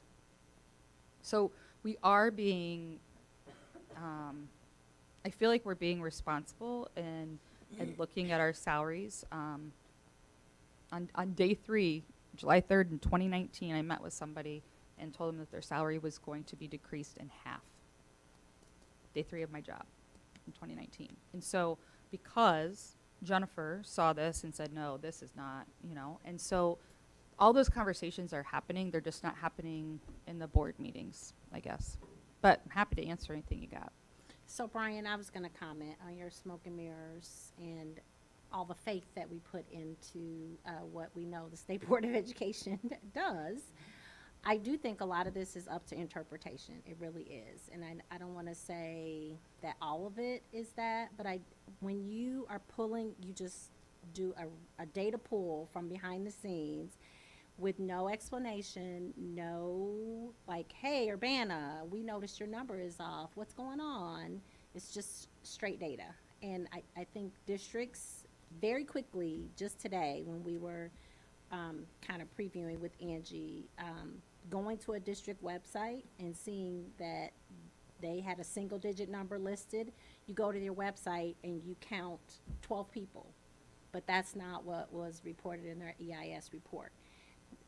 And I'm not trying to throw ISB under the bus, but I think they just pull the data and that's it. They don't ask questions. And so I don't want to use the phrase smoke and mirrors, but I do want to say I think it is up to interpretation. You know, John talked about coordinators. There are a lot of districts that save money, and by not having district level or assistant soup level administrators who have tons of coordinators, and those coordinators sometimes are administrators and sometimes they aren't. In our district, our coordinators are not administrators. They're part of our bargaining unit. And so that's another example of just how everything is very, it isn't apples. I like using the phrase apples and apples. It's one of my favorites. So it is not really apples and, I mean, like the chart that Angie put up with the peach, blue, yellow colors, just comparing from just the Big 12 schools that are in our area here in Central Illinois, there is a lot of difference in what you can pull from their report card and just doing a real quick walkthrough on their website. And that to me says right away, it is kind of the way each district interprets that when you and again, remember, it's not an assistant soup sitting at the computer entering that. In every district, it's a clerical person probably doing that. So, you know, it is based on what data is entered, how good the data is to begin with, and, you know, what that person's interpretation is of that little cell and the numbers that they put there. So I just wanted to say that. I think it is a little smoke and mirrors, but not all. Sure, and that's the nature of data analysis, right? We're always interpreting. So I guess people are probably tired of hearing me beating the dead horse here. So I'm going to just offer a suggestion, and that is if we take some of the responsibility away from the data pullers and take the responsibility here, now that all the reports are pulled, it should be relatively easy year over year to add the next year and keep Urbana's consistent in-house. Because the anomaly this year that set this all off was our ratio dropped considerably, and it says, why are we being, like, that's an efficiency rating as far as I'm concerned, if you have a ratio drop that much. So we have to figure out, year after year, we sat almost over time, the graph that you provided, it looks very similar, and then it plummets. And you say, okay, so next year, if we go back up, it was a weird data anomaly. So I guess my suggestion would be, like, let's keep the data up to date. We don't have to do any more huge salary studies. We probably don't have to have any more lengthy presentations about it because we'll have the same data every year pulled from the same people. That would be excellent. Because we were, so I'm not giving up hope to get our data corrected. And so because we were told last year that the 5 years that we manually inputted, which took months, and proofed line by line in spreadsheets and Skyward and all of the things, we were told that that would be updated. That's why we went back and did all of that. I mean, we wanted it correct, but we thought that that would reflect on the report card, and it didn't change all of those years that we manually inputted. So this isn't over yet, and I'm trying to see if we can have it all correct. But I don't get to, I mean, it's a website. I don't understand why you can't just fix it. But I think what Brian's also saying is that we can have our internal documents that we don't, whatever the report card says, the report card says. But then we have our chart that we can move forward with. Yep. So, Our objective truth remains the same year to year to year, and then we know what's going on. That's transparent. That's great. And then the last thing I'll say to the principals out there, we don't think you're paid too much. That is not what this is about. Please hear that, like, from the bottom of my heart. If anyone who sat through the sub conversation knows I'm happy to spend money. So it's not about cutting people's salary. It's just about understanding. I know if you put data out there that are wrong, there's a lot of professions where you are fired for doing that. So it's part of my core to not have our data look wrong. That's where this is coming from. Right. So. Right. Well, and I've had people in my department lose sleep because they think they're going to be immediately dismissed. I mean, this is happening because of the board meetings, because of the conversations. That's why we have people here. I had a new assistant principal text me and say, hey, I watched the board meeting. I feel like with your email, you know, saying that our salaries are going to be public, and with this, I feel like I need to look for another job. And so, and these are good people. They're people looking, and we can't afford to lose them because of the uncertainty of all the board elections and because of the conversations. And so that's what's hard, you know, because they don't know what they don't understand. I mean, they don't know what the end game is for the presentations and the questions and stuff.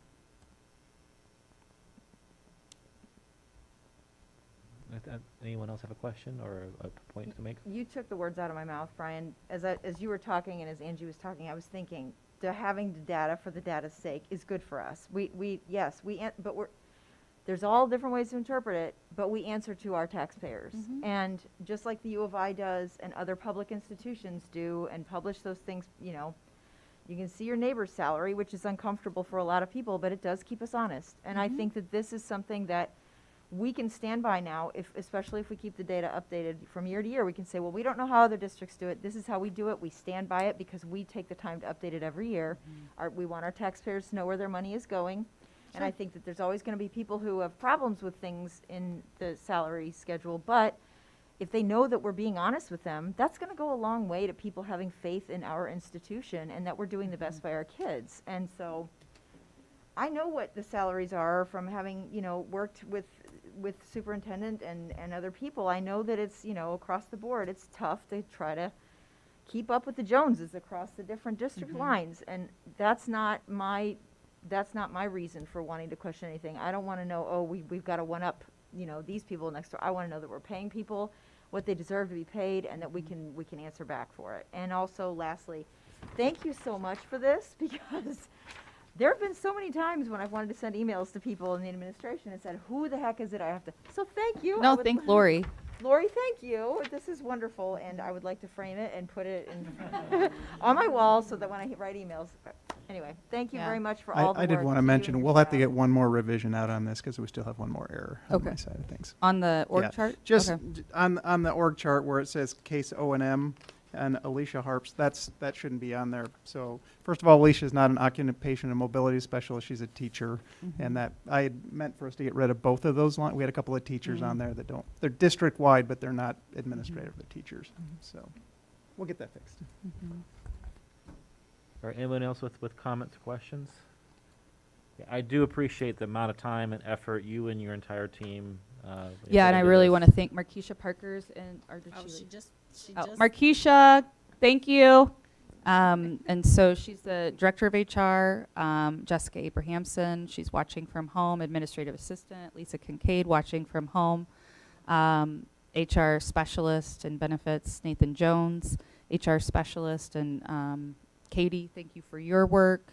Unit 4, thank you for your partnership. ISB, IRC, this was a labor of love. So I'm hoping that we're trying to give you everything that you want to try to help. So continue to let me know if there's anything I can do. Right. Thank you. So yeah, I apologize for coming late to tonight's meeting. Have we done the accommodations recognitions? Okay. All right. So let's start things off with our consent action item agenda. 11.1 are the minutes for our October 18th business meeting, or October 21st facilities property committee meeting, October 24th special meeting, October 26th special meeting, November 1st study session, and November 4th special meeting. We have bills and checks. Ed fund bills to the tune of $1.4 million. O&M fund bills for $134,000. Bond and interest fund bills for $265. Transportation fund bills for $64,500. Working cash bonds for $110,000. School facility occupancy tax for $113,000. Tort for $55,000. Payroll for $4.9 million. Urbana adult education for $67,667.22. We have a list of various personnel items to be requested, and that's it for our consent agenda. Does anyone wish to remove anything from tonight's consent agenda? Hearing none, the chair would entertain a motion to approve tonight's consent agenda. So moved. Second. Any further discussion? Roll call, please. Member Hall? Yes. Member Orr? Yes. Member Ogalski? Yes. Member Carter votes yes. Vice President Exum? Yes. And President Pulaski?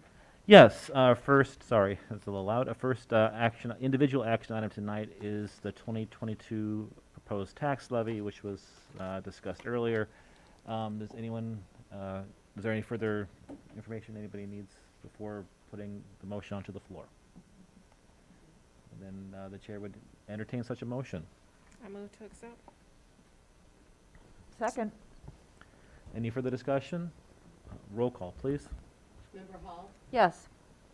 Member Orr? Yes. Member Ogalski? Yes. Member Carter votes yes. Vice President Exum? Yes. And President Pulaski? Yes. 12.2 is approval of the school maintenance grant. So Randy, is there anything further? Good evening, Board. The School Maintenance Program grant is a dollar-for-dollar Illinois State matching grant program. The program provides awards up to $50,000 to grantees exclusively for maintenance and upkeep of buildings, structures for educational purposes. There is no limit to the cost of the project. However, the grant award shall not exceed $50,000, and applicants shall provide a matching grant or matching funds equal to the grant amount requested. The process behind this grant is apply for the grant before the deadline. Grant requires health, life, safety amendment be submitted by the deadline to be considered as a higher priority request. Matching funds will come from working cash or health, life, safety funds if available. This year we're wanting to apply the grant towards Urbana Middle School chiller replacements, and if the grant's award, we'll put it towards the grand total amount of $903,600. Oh. Wow, for a chiller. 2 chillers. Oh, wow. Is there a motion to apply for this grant? Sorry. I move for approval. Second. Any further discussion or questions for Randy? And this, just a quick question, what is our predicted success rate in getting this grant? The last 3 years I've applied for it, we've received it. Great. Prior to that, we haven't had very good luck, but Okay. I don't know if they've actually applied for it that much before. But It's a good luck rolling. That's right. Pressure's on. That's right. All right, roll call, please. Member Hall? Yes. Member Orr? Yes. Member Ogalski? Yes. Member Carter votes yes. Vice President Exum? Yes. President Pulaski? Yes. So 12 dot,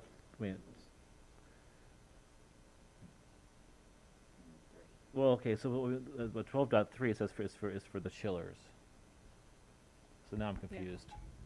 Yeah. One was for the grant. Oh, one's for the, we voted on the grant? To submit the grant. Yeah. Oh, now I get it. Okay, now I get it. Sorry. 12.3 is a life safety amendment for the replacement of the chillers. Is there a motion? So moved. Second. Any further questions or clarification? Roll call, please. Member Hall? Yes. Member Orr? Yes. Member Ogalski? Yes. Member Carter votes yes. Vice President Exum? Yes. And President Pulaski? Yes, and our last action item individual tonight is the Thomas Paine asbestos removal bid. Is there a motion to approve for Able Plus Services base bid of $167,000? So moved. Second. Any further questions or clarification? You have anything to say about it, Randy? You want to add? Yeah, I can say that we received the bids for the asbestos removal for Thomas Paine renovation. Bid opening was Monday, November 7th, 2022 at 2 p.m. We had 4 asbestos services submit bids. Another was worried about staffing the December portion of the project, so they did not submit a bid. The low bidder was Able Plus Services with a low bid of $167,000. The bids ranged from, as I said, low bid for Able Services for $167,000 to $259,000. And then this bid is part of a three-part process, and it will be for the asbestos work over winter break, spring break, and then immediately when school gets let out. Along with this, we'd ask for the recommendation of a 10% construction contingency plan. It's $16,700 for unforeseen conditions. All right, board members, any further questions or clarification? I was just curious if this company has ever done work for us before. They have. Okay. And you've been happy with their work? Yes. Yep. All right, anyone else? Okay, roll call, please. Member Hall? Yes. Member Orr? Yes. Member Ogalski? Yes. Member Carter votes yes. Vice President Exum? Yes. President Pulaski? Yes, there is no call for future special or executive meetings. Hip hip hooray. Superintendent's report. Okay, well, we're starting our superintendent report with a special presentation. So today is Thank a Board Member Day. Yay! I should have had all the administrators stay. I told them, go home and sleep. But yeah, so we have a token of our appreciation. I know we just spent a lot of time talking about our salaries and that we get paid to do this and sit here every Tuesday night. You guys do not. And I know sometimes this is feels like a really thankless job. But you guys run for these positions because it means a lot to you. You have the heart and the passion for the work. The people in our community rely on you to, sit in this space for them. And I know that means a lot to all of you, and you take that to heart. It is definitely heart and mind and love work. I know when we are reading hundreds of emails in a week and you're doing your full-time jobs, you're thinking sometimes, why in the world did I sign up for this? But you did it because you love kids. You want Urbana to be the best that it can possibly be, and we thank you guys for that. So we have something for you. There's a token of our appreciation in here for every board member with some goodies. And so thank you. That's very, very kind. Thank you. Thank you. Thanks. No, that's yours. Okay. That everybody's got something to share. Thank you. Yes. Very, very kind. Thank you. Yay. Thank you. Thanks. So you're welcome. So, yay. So we just, from the bottom of our hearts, I know we spent a lot of time together, but we really, really do appreciate all of you and I know our public and our teachers and our administrators and community members feel the same way. So on behalf of everyone in Urbana, happy Thank a Board Member Day. Okay. So I just wanted to give another shout out to the Percy Jackson Lightning Thief musical. Did everybody get to go? It was amazing. This was one of my favorites, because I have a personal connection to it with my kids reading the books. But our students were amazing. It was so, so, so good. So I just wanted to give them another big shout out to Not that all of our musicals are not fantastic, but our production team, the creative team, everyone it was very well done. And it was great to see such a diverse cast. There were a lot of new faces that I'd never seen in some of our productions before. So just to see the theater program growing and blossoming, it was really exciting. So I just wanted to give them one more big kudos. More good news, Amari Johnson, who you'll remember Amari promoted the HBCU fair. She was recognized at a Victory Fest celebration at the iHotel on Friday, and she received an Up and Running award from the Victory Fest. Sally Carter's there. She runs that organization, and so it was kind of a community event. The school district had a table there. There were a lot of community representatives there, kind of stations, businesses, performances. So they recognized young people in the community doing great things, and so it was wonderful to see Amari recognized for not just organizing the HBCU fair, but she also has her own little side business, and You know, she's done a lot of kind of entrepreneurial kinds of things. And so another, I think, big shout out to Sally is everyone received some artwork, and all the artwork was created by Urbana High School students. So every person who received an award received a piece of art from one of our students, which I thought that was fantastic. So congratulations there. UHS Swim and Dive, I know Paul just came from their final event tonight, their banquet and celebration, which is why he was a little late. But they finished the year, had a great season. So congrats to our UHS Girls Swim and Dive team. That's a cute picture. Yeah, it is a really good picture. DPW last week celebrated their College and Career Week. So they had one day where they invited people in. So Mayor Marlin is up there on the top. You can't see Dr. Kathy, Urbana Police, Urbana Fire. We had Matthew, what is his name from CI Living? Matthew White, WCIA. He was there, the morning show. So it was just a great opportunity for students to learn more about careers, like jobs, professions. And then in the gym, they actually had colleges that were set up where the students could go through and talk to different, Eastern was there in Parkland, and so different career paths and talking to colleges. So I know this was elementary school, but that's where we have to start. I mean, is really building that desire for what their future is going to be. So hats off to Dr. Williams for really putting a lot in front of the students to learn last week. So Teach for Urbana, the November, are the cards out, Angie? Okay, I thought so. So the November teacher and staff appreciation cards are out. So whenever we can, we want to shout out the businesses in Urbana who are providing these discounts to our staff members.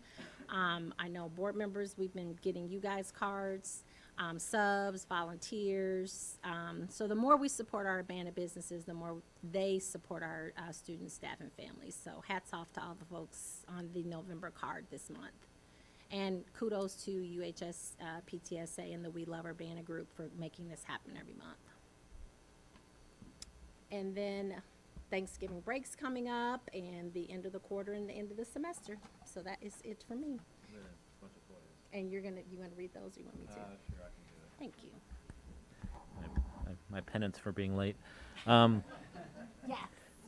The first up is from Joseph Jansen. Data for Leal and Dr. Williams as follows. A complete breakdown of student numbers in each grade level at each school for the past 6 years, 2017 through 2022, for both monolanguage and dual language program classrooms for each school, grade, program, and year. I request for student numbers by home language, racial demographic, and English language learner status. From Sarah Jansen, the number of emergent bilingual speakers entering the program in kindergarten for the past 5 years or so. For example, out of the 81 who entered the program this year, how many were emergent bilingual? And the number of people who drop out of the program each year, disaggregated by whether they are an emergent bilingual speaker or not. From Ruth Kontorovitz, all documents on research collaboration agreements between USD 116 signed at any administration level, and any research groups or individuals that involve the dual language and or bilingual programs in the district for a time period between 1999 and 2022. From Roberta Bennett, the data gathered by the multilingual department from the internal audit they did using the Center for Applied Linguistics Framework self-evaluation and the performance data of students in the dual language programs versus monolingual programs by school for each of the elementary schools, Leal and Dr. Williams. From Michelle Nelson, class sizes and demographic enrollment data in AP Prep and AP classes at the UHS with respect to race, ethnicity, participation in DEAL program, and language spoken in the home. Class sizes and demographic enrollment data in DL classes at UHS with respect to race, ethnicity, participation in DL program, and language spoken in the home. Class sizes and demographic enrollment data in non-AP prep, non-AP classes with respect to ethnicity, participation in DL program, and language spoken in the home. Clarified that the third item is related to core courses, so a better comparison across the 3 tracks at UHS, AP Prep, AP versus non-AP Prep, AP versus DL classes, relates to core courses, science, social studies, social sciences, language arts, and math. Bridget Maloney, names and titles or roles of each member of the Spanish Dual Language Committee, public notice of each meeting, including cafecitos of the Spanish Dual Language Committee, agendas for each meeting, including cafecitos of the Spanish Dual Language Committee, attendance records for each meeting, including cafecitos of the Spanish Dual Language Committee, names of the Unit 116 school board members who attended each meeting, including cafecitos of the Spanish Dual Language Committee meeting, names of the Unit 116 teachers at each meeting, including cafecitos of the Spanish Dual Language Committee, names of Unit 116 administrative officers at each meeting, including cafecitos of the Spanish Dual Language Committee, names of Urbana Education Association officers and Illinois Education Association UNISERV staff members who attended each meeting, including cafecitos of the Spanish Dual Language Committee, minutes or similar records in English and Spanish of each meeting, including cafecitos of the Spanish Dual Language Committee, tape recordings or other electronic recordings of each meeting, including cafecitos of the Spanish Dual Language Committee. From Joseph Smith, information regarding which families are enrolled in the dual language program. I am specifically concerned with those attending Leal but want to review the district's full enrollment roster. From Joseph Smith, a copy of the video recording of the USD 116 Family Forum created on September 27th, 2022.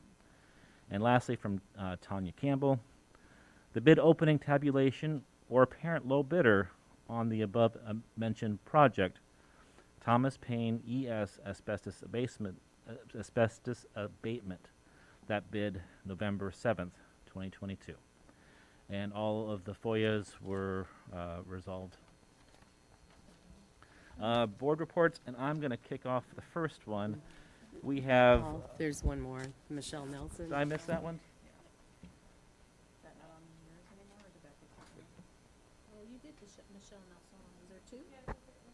There's another one at the bottom on mine. Oh, we have 2 different agendas here. So I'll read this last one, thank you. Information related to literacy curriculum decision-making and costs in USD 116, budget and purchasing information related to curriculum such as a recent purchase of Fuentes and Pinnell. How much the district spends annually on literacy curriculum materials and to which publishers, and whether all classrooms and schools use the same curriculum, and information on who makes the decisions for purchase of these curriculum materials and who approves the requests. Again, all FOIA requests that were read tonight were completed successfully. So we have board reports, and I'd like to kick off my one quickly here is that, besides not being paid for these meetings, board members often take their job seriously outside of this meeting and attend training. And to that end, we have 2 board members who were recognized as distinguished board leaders by ISSB, So I'd like to recognize both Brenda Carter and Ann Hall for the continuing education they've done for their service as board members. Thank you. Other board reports. Okay, then. I just wanted to second about Percy Jackson and to the whole class who did it. It was a great laugh. I just wanted to say that, I don't know what night you went, Jennifer, but I went Saturday and people were yucking it up. Especially thought that Grover stole the show, the satyr. He made me crack up a lot. So anyway, yeah. And congrats to the girls. Did they win their, how did they finish their season? They finished 5th at sectionals, which is, really That's good for the size of respected, team they yes. have. Yeah. Yeah, they do really well. Yeah. Any other board reports before we start looking at our resolutions committee report? Okay. So I don't know if board members had the time to look over either online or in the mailer that was sent to home, the 8 different resolutions that are going to be talked about at the General Assembly, and whether or not they want to give feedback to our delegate Representative Brenda Carter. I mean, I would like to second the 2 community members we heard from regarding the firearms dealer location. So I would like to support that, as well as the school safety fund. So those are in support for me. Yep, same here for me too. Agreed. And also, I think number 2, that the resolution committee recommends do not adopt, which was requesting that the body lobby for increased funding for alternative fueled school buses. I think that that's something that we should be doing as well. Anybody else want to chime in with comments on? No, I agree with you, Paul. I don't know why they recommended not adopting that resolution, if only because they were worried that their rationale said that they agreed with many of the points, but they were concerned that the current transportation reimbursement formula doesn't fully support reimbursement costs. Well, I don't think that's an issue of this ISB to resolve. Then the state legislature can resolve the budgeting expenditures. But I want all school districts to have the opportunity to partake in environmentally friendly buses if they can find the means to do so. So, Brenda, I would like you to, for my vote, is to disregard what they recommend on resolution number, was it 2, Paul? It's number 2. I want to support that one, personally. And I do want to support all of the firearm dealer location. I definitely want to agree with that one, even though the resolution committee again says they don't want to. For number 3, I do want to support that one. And I think there was, what was the other one you said? It was firearm safety. Yeah, I want to support that one too. Yep, yeah, I'm with you as well. And the other ones that they recommended, the Miller ratio and stuff, I'm fine with those. Yeah. I just wanted to chime in about the school buses. I know there's been some local districts that have actually won some of these school buses, and apparently there was a lottery. Maybe someone from admin could join in on that a little bit if you know any information, but some of the local districts, they have opted to get them, but then there was a couple that they haven't really responded back to because the infrastructure isn't really there. And they said that these buses, the thing that they're really worried about is they're limited in the number of miles they can go. So if it's a rural district that has these buses, then they might need to have a few different charging stations in the community somewhere. And from what I hear, the charging stations are very expensive to get up and going. And I don't know whether that was included with the buses or not. So I think that's kind of where the why they said to do not adopt that. But I am taking in everybody's, I'm not saying that's a no for me because I am the delegate and I do take in what everybody says, but that's just some of the information that I had heard through the social media, so. All right, any other board members want to chime in real quick? All right, well thank you again, Brenda, for serving us in this capacity. It's a really important role.